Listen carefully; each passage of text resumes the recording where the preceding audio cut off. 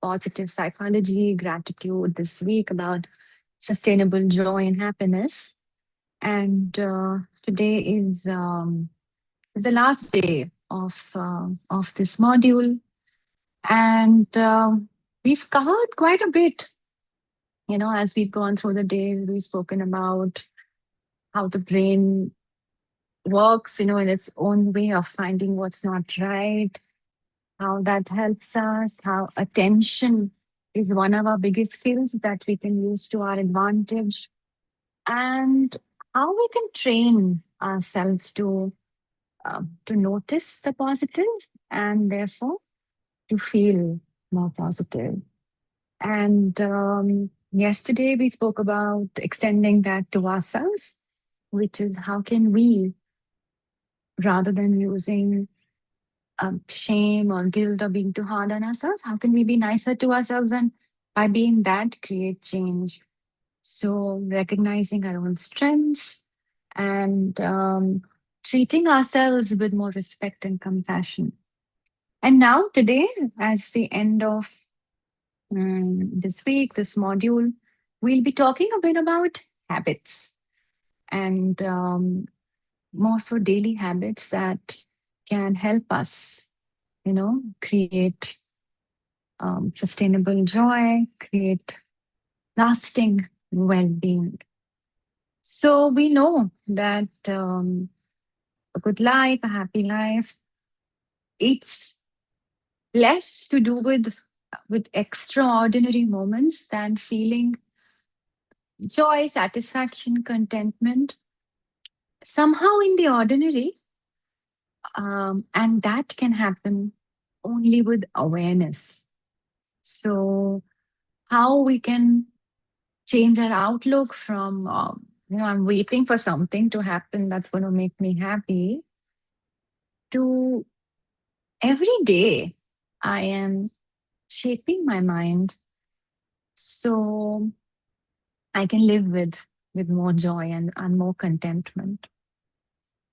So as we do, we'll start with a short practice, a reflection, intention setting. So for that, I would like you to just for a few minutes, if you can, sit straight and comfortably, mm, straight, and if possible, close your eyes. And when you think about, the life that exists today, the same work if you're working, the same family, same house, same responsibilities, same people around you, everything remains the same. But imagine waking up tomorrow with all of this as is, but with a different mind. So this mind is just feeling happier. How much of your life do you think would change if that could happen? Just thinking about it for a bit. Nothing else was changing, but we just feel better. We just feel more content with what we have. How much of your life would change? Because most of us can spend enormous energy trying to change our circumstances, but this field of psychology, it asks us a different question, which is that what if changing the quality of our attention can change the quality of our lives? And now one more question that I'd like you to think about is that if someone from the outside was observing your daily habits, your daily life, what would they predict about your emotional life? So they are not seeing your intentions, they are not seeing your dreams, they are only seeing your habits.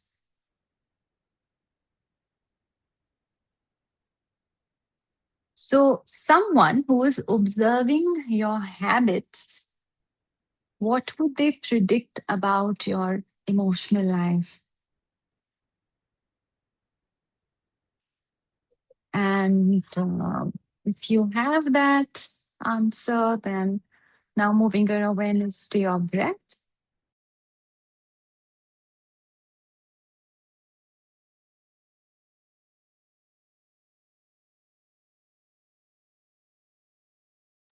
Taking a few deep breaths.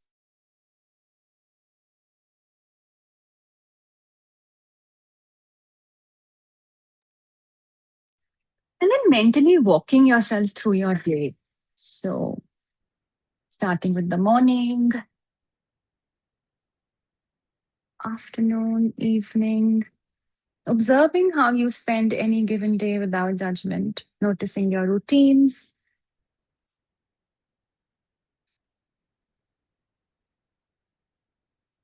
Also, noticing your thoughts and your conversations, your pace.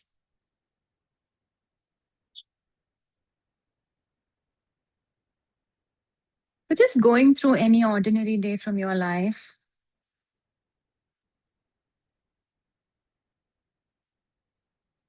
And then checking what emotional state are you rehearsing most days?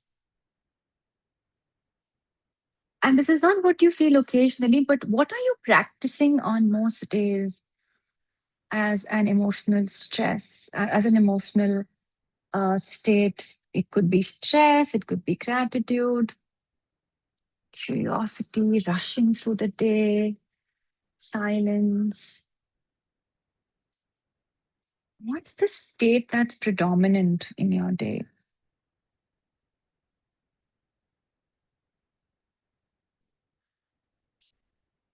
And then asking yourself, if every day looked like this day, who would I become in 5 years?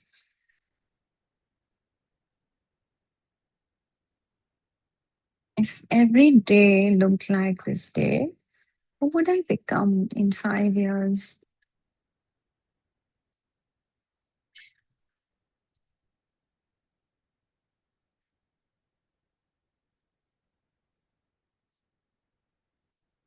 And then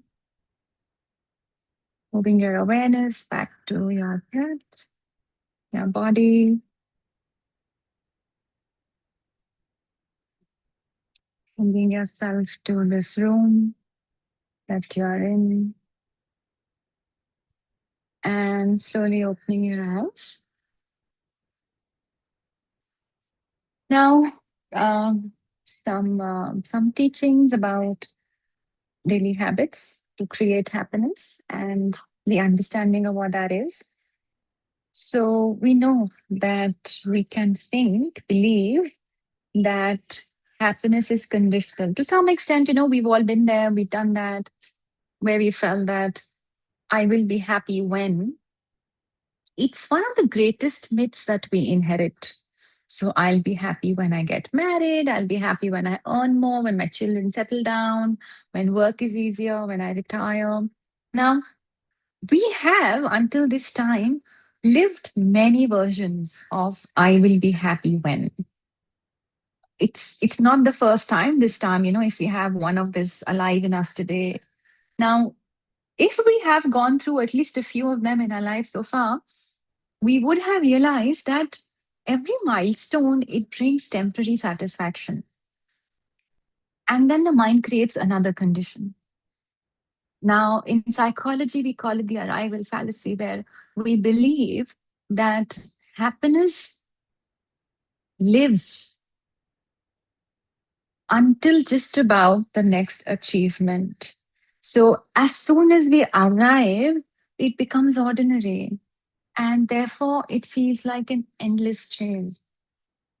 Now, if happiness, then, according to how what we can think of, if it's always in the future, then when do we actually get to live or experience it? Because when we get the next thing, we want the other thing, and then when we get the other thing, there's something else.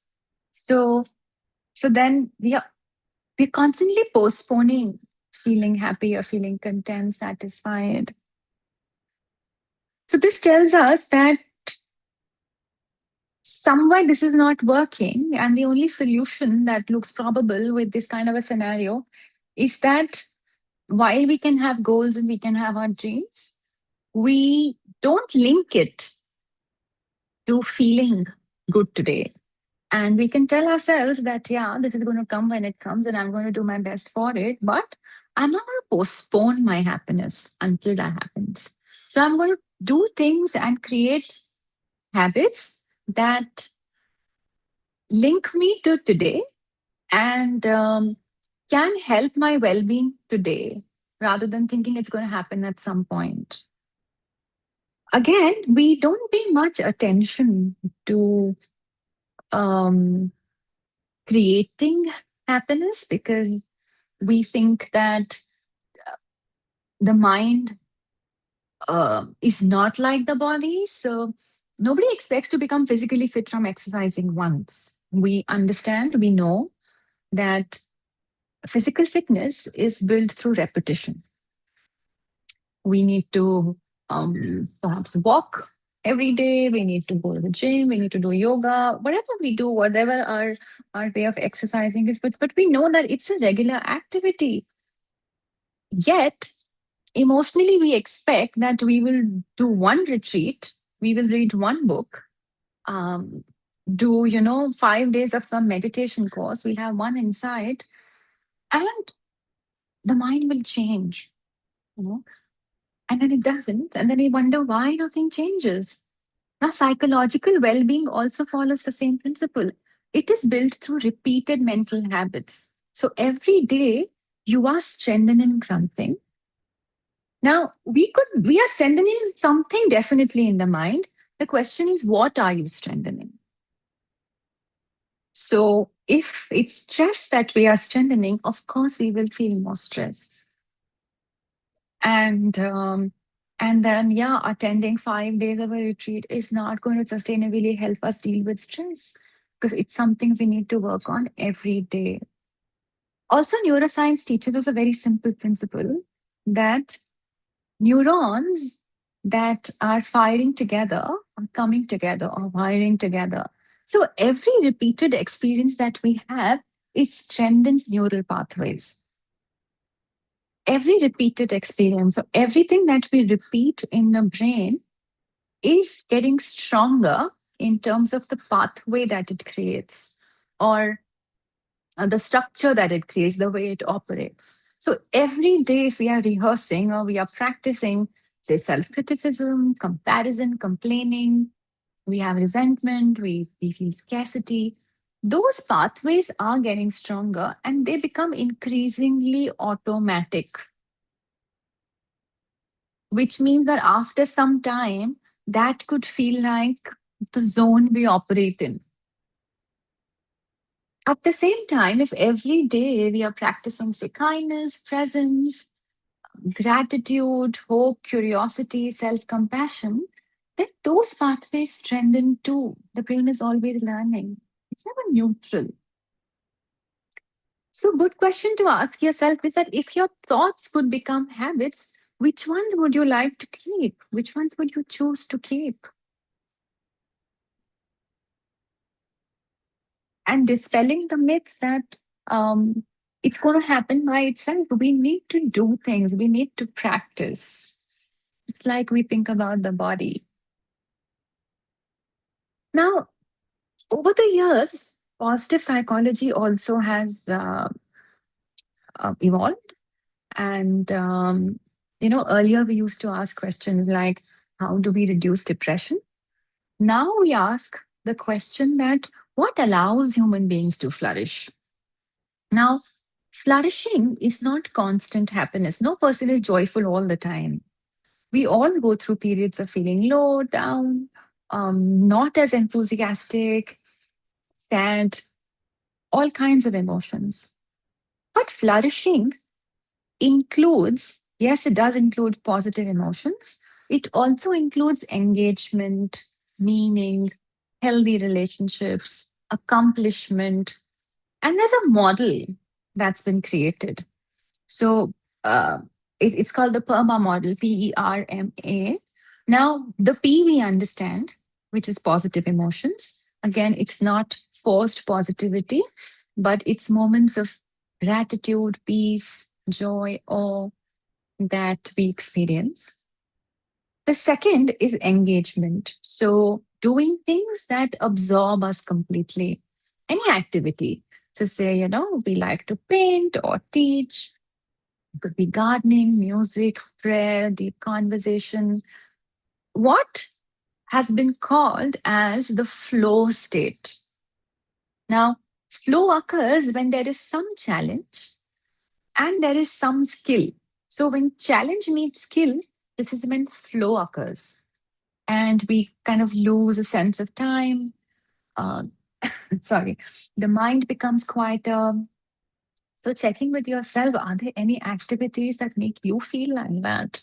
That make you, so nicely immersed or engaged that you could lose sense of time. And that's the E of the model. Now, the R is relationships. So, research has repeatedly shown that the quality of our relationships is one of the strongest predictors of long term well being. The quality of our relationships is one of the strongest predictors of long term well being.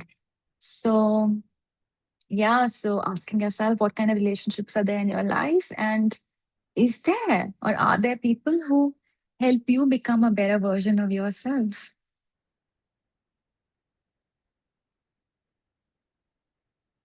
And the M of the model is meaning. Meaning asks us who benefits because I am there. So, meaning often grows through contribution. It can come from parenting, it can come from, say, teaching, helping, it can even come from creating. So, um, before we can get to happiness, there are times when we discover meaning first, and meaning often becomes the doorway to deeper well-being. And the last is A, which is accomplishment. So achievement matters, but a sense of healthy accomplishment is different from endless striving, because accomplishment helps us celebrate our effort as well. It's not only about getting to that finish line. We can celebrate our effort, our growth, our learning. It relies less on perfection. And that again can create, can help us flourish or thrive. Now, one more thing that I wanted to touch upon is that some of us genuinely go through stressors in life. So, say, for some of us, a job could be stressful. Say, during COVID or during an emergency, the staff at a hospital is really stressed because there's just so many patients. Maybe cops are stressed because they have stressful jobs. Um, so there are genuinely life situations. If you're a caretaker, somebody's sick at home, and that's creating a lot of stress. So there will be periods in life where we have more stress than we are than other times. There could be professions which create more stress. There could be environments which are more stressful. Now, if we find ourselves in situations like these, what helps us is recovery. And if we recover well, we can offset a lot of the stress that we experience through, say, a job or a living environment. And how do we then recover? So we need to alternate between the activity, say that's stressful or that's creating stress, and recovery. Now, this could happen through a number of ways. It could be different for all of us. Sleep is important. So, after a stressful day, if we have a good, say, night routine, there is sleep hygiene, we sleep well, that aids in recovery. Some of us could feel like, we spend time with a pet or with a child, we are laughing, there's connection, that can aid recovery. Sometimes, like at the end of a hard day, if we spend some time, say, in meditation, or a walk or anything that helps us cool down, because that takes away from chronic stress. We don't want to put ourselves through chronic stress. We want to create enough windows in the day or the night where we are recovering from the stress. And that's really important for us um, to feel, come into our own and to feel better. So really paying this, more importance if you happen to be in a situation or in a place where there is more stress, and understanding that having periods of recovery can help you offset a lot of the stress. People around you. So emotions can spread through relationships. If you spend time around people who are, say, constantly complaining or criticizing, or you can only see problems, then your own attention also gradually shifts. So being around people who are, say, hopeful, compassionate, grounded, we can pick up from that, and that can help us change. So also, say, in times of stress, not maybe engaging with a friend who you know um, will only add to you feeling not so good. Now, we could think that we need to acquire happiness and it can come directly. However, and ironically, research has shown that happiness is almost like a byproduct. So it can appear while we are pursuing something else. So, say if we are pursuing a purpose, if we are pursuing meaning, connection, contribution, if we are learning through our creativity, when we are engaged with, say, life, engaged in living in a positive way or in a meaningful way, we are really not constantly checking if we are happy, because again, happiness becomes the byproduct of of the pursuit, or what we are engaged in. Now, just sort of to get a different perspective as well, in positive psychology, we talk about habits and what habits can create flourishing. In, say, yoga psychology, we think about habits in the context of what purifies the mind, what habits purify the mind. So, positive psychology, what habits create flourishing? Yoga asks, what habits purify the mind? Buddhism asks, what habits reduce suffering? So, say, less attachment reduces suffering, for instance. So, yeah, I mean, at the end of the day, probably everybody's trying to solve the same problem, which is how do we how do we come to a place, or how do we start feeling better than we are, and do that sustainably, do that with positive changes, do that with awareness. And what we've if anything we've learned, it's that what we repeat is what we become. So really paying attention to what are we practicing every day, because eventually whatever it is that we practice becomes our personality.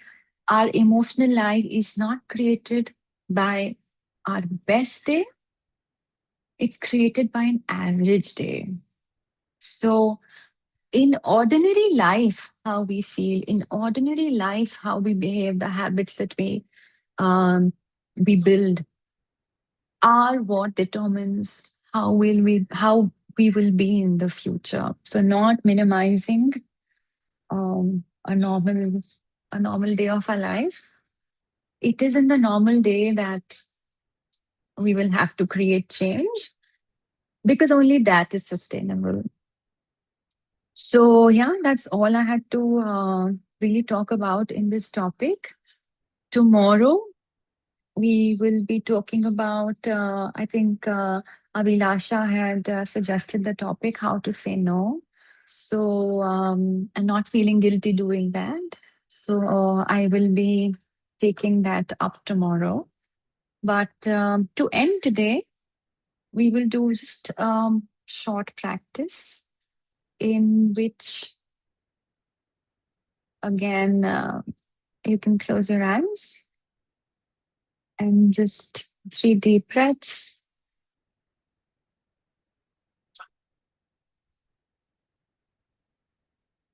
And then imagining yourself, say, 5 years from now. How would you like to see yourself? Notice your face, maybe your posture, the way you speak. Notice the way you respond to challenges.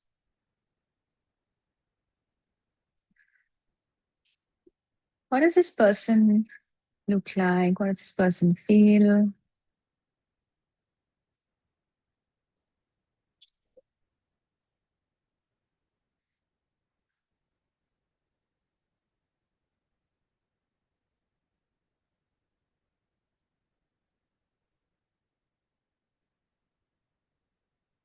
And then asking, what do I need to do today? What do I need to probably practice today to get me to this person? Maybe it's presence, it's curiosity, joy.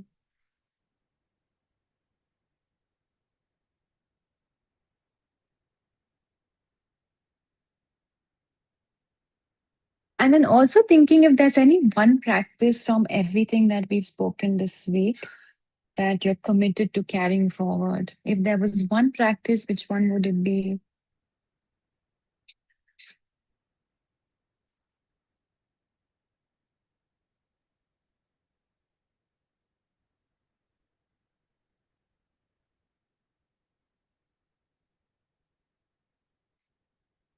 And yeah, setting that as your intention for the days to come.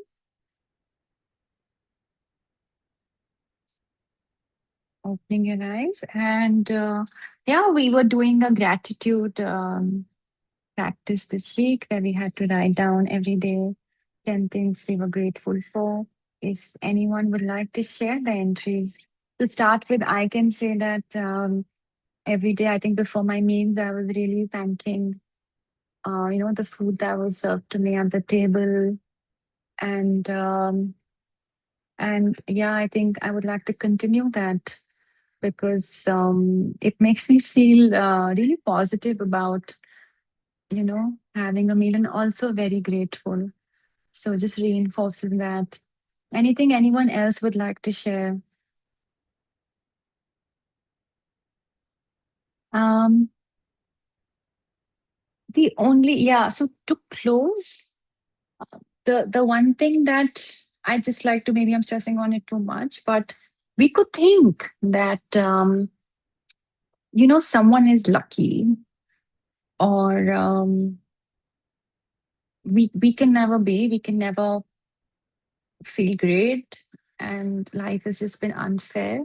Could have been Life could have been a bit unfair, but at the same time, we can cultivate joy. So not to feel disheartened, not to feel like it's not in your power, because the mind can be trained, and a flourishing life is not reserved for a lucky few. We can build it patiently through the way we think, what we pay attention to, the way we relate to ourselves, and the way we treat ourselves, the way we show up for each other, for ourselves every normal day of our lives. So in the end, life is not only what is shaped, not only shaped by what happens to us, but it is also shaped by what we practice. And we have tools that we know can help us. So I really hope that there was maybe one practice that you felt like you wanted to do, and that you think that can help you change, mm, if at all there's any stress or any negative emotion that you feel. So hopefully it can help you counter that and build sustainable joy. So thanks for practicing with me. If there are any questions, we could take them up now. or else we'll meet tomorrow. And we'll be talking about, mm, sorry, I'm just reading the comments. We'll be talking about how to say no. There is a comment that says, it's so funny, people who know me at work tell newcomers if they are down. Go touch Vardini for joyfulness. That's so nice. And it does rub on. You know, when we have someone in our environment who is joyful, who is enthusiastic, it is contagious as well. So you are spreading probably a lot of joy, enthusiasm. That's a good thing. Well done for that. And yeah, thank you for being here. We'll be meeting tomorrow again. Have a good day, good evening where you are, and see you tomorrow. Bye bye.